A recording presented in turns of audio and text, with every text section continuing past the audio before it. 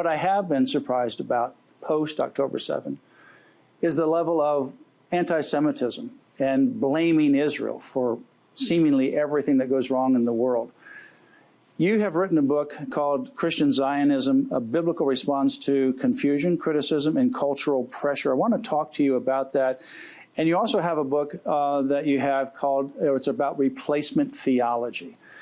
Can you address what's happening with this issue? Why should Christians be concerned? Why should they support Israel? And what is Christian Zionism? Well, you know, Matt, your audience is largely Christian, and so I have to craft it in biblical terms. And that is that this is a spiritual battle. And what happened on October the 7th is that Israel's enemies did exactly what they've been saying they were going to do for decades. And we all knew it. But part of the world is just blind and deaf to it. And they didn't want to believe what they said. And so, as you said, it shouldn't have been a surprise. But it was just such a horrific attack.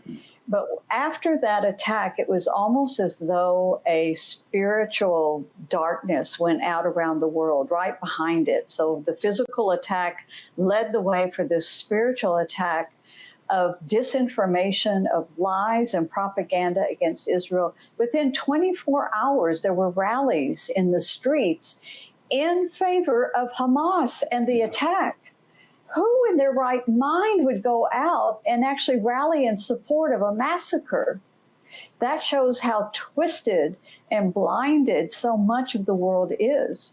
And so it is so important that we Christians are standing on biblical truth and proclaiming biblical truth into the darkness. And that we have to stand up with Israel, because at the end of the day, it is a battle for truth.